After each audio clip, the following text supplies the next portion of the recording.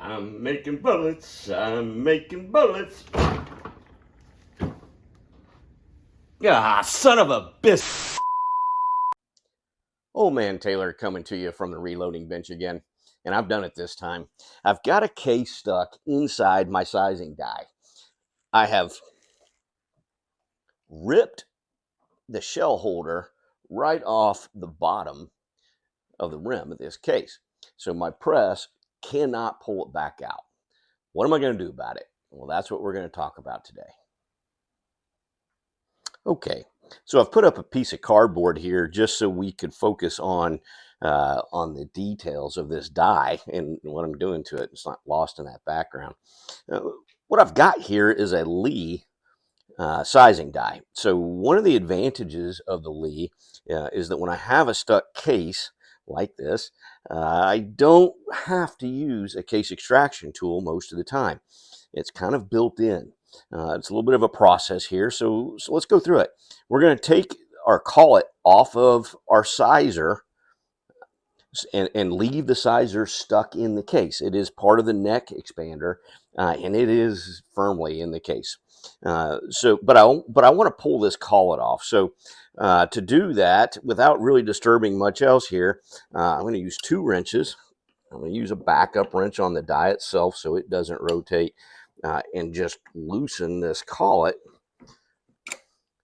until I can completely remove it from the die. Once it slides off my expander, my neck expander, which is my decap pin also right on the other end, you see it's still in there pretty good. Now what I want to do is use that to drive down and bring the case out of the sizer itself. Be tempted to grab a hammer here, and if I do, what's going to happen, my steel on steel is going to cause the top of this to mushroom, and my collet won't be able to slide back on. If you've already done that, it's not the end of the world. You can trim the top off just a little bit and be able to fit that back on there. But obviously, it's going to be getting shorter and shorter. So you're not going to be able to continue to do that forever. You're going to want to use something else. The hammers that really could be quite useful here. The ball peen hammer is one of those go-to hammers. It's just really good at driving things in, driving things out, whatever. Problem here is it's going to mushroom that steel pretty badly if I don't use something in between. I've got a piece of oak that works real well in between those two. So that's a combination that's pretty viable. Another option would be a dead blow, something like this. It's got plastic on one side, hard rubber on the other. That rubber probably is not going to hold up too well. You can see this plastic is pretty beat up. That's because it's been used for this type thing. It's going to be hard on the hammer. It probably will drive that through okay, but it's probably going to cause a little damage to the hammer. This guy, not a lot of folks have one of these just laying around, is a lead hammer. They make this in brass, would be perfectly suitable too. This will be the guy we're going to use today. All right, we're going to go with the lead hammer here. I'm just going to hold that, kind of centered. Watch my fingers and give it some wraps. There we go. So I have extracted, was able to get my expander out. I freed this from the case itself. So now what? Well, what I'm going to do is I'm going to re-lube this case. I'm going to feed it back through, start the collet so that the collet can hold it and not full resize this time. I'm just going to go up a little bit, and then I'll be able to extract the case off of the expander. That's the plan. All right, my case is lubed. I'm going to start running this up. Got it back in the shell holder like it's supposed to be. As soon as I see my expander coming through the top, I'm going to fit that collet and go ahead and start threading that into the die. There we go. Now I don't want to size too far. That's what got me into this mess to begin with. My rim is no longer intact.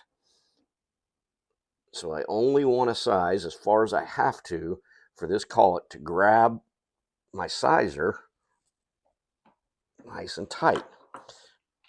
Now when I come down, I should pull the case off of the sizer. And there we are. All right, my die is back intact, so I can reset my height, get my pin correctly, and then start figuring out what happened here, what went wrong. All right, so let's talk about some things that caused this. What happens if that doesn't fix it? I've got a few options here. So if my rim is so torn up that I'm unable to pull that case out, then what, right? Well, if I drive the pin all the way through and I still just can't, I can't get it off the case. You know, that's one scenario I get stuck in. I'm probably going to chuck my case in a vise. Probably going to grab the end of that pin with a channel lock or a vice grip, most likely, and tap that out. Then clean up the where the jaws grab that. If I have to, I can replace that sizing pin. Worst case scenario, that is sold separately. All right, so our die's ready to make bullets again. Are we? We got our case back. Well, that one's destroyed. Our die is good. We got to think about why our case got stuck. Okay, most of the times when we have a case problem in the die, it's going to be a lube problem. Lots of opinions about the best lube. Everybody's got their favorite recipe. This is not what this video is about. May make one about that later. It'll be kind of interesting. But generally, it's a lube issue. This particular one was the case shell holder was not the proper size for the case. It was a little bit sloppy, a little loose. If I had lubed a proper case and it was the proper size, probably wouldn't have mattered. I am actually resizing 6.5, going to 7.35. There's quite a bit of force involved here, and I need a little better hold. Okay, that's probably not your situation. Your situation, depending if you're a new hand loader or what, but it may involve some one shot. So, this is a little controversial. I do want to talk about one shot. That's the only lube I want to mention and discuss. I think this is a pretty good lube myself. That's not what I was using for this. I do use this a lot on 223, 556. I'm a big fan. And I've gotten a case stuck before, and I've mentioned I'll probably be making a video on how to get a stuck case out of a RCBS competition die. It works a little differently than this.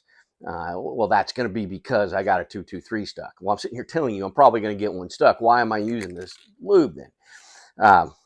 The directions pretty clearly state that I've got to let this thing dry after I shoot it. And that's where most of us get into trouble. We shoot it. We've got a heavy humidity day, something like that. That alcohol is not evaporating very fast. If we feed that case into our sizing die when it's still wet with alcohol, we're going to be digging out our hammers again. That will definitely cause it to hang up. Even though it's a perfect lube, if you follow the process, it will work. If you don't, it will definitely punish you. So anyway, in wrapping this up, that's how most of our lead dies work with that collet. The sizing pin is intended to drive that case out of there for you. That's the proper way to do that. I'm Old Man Taylor. I have a channel. Be sure to subscribe and hit the button. Until next time.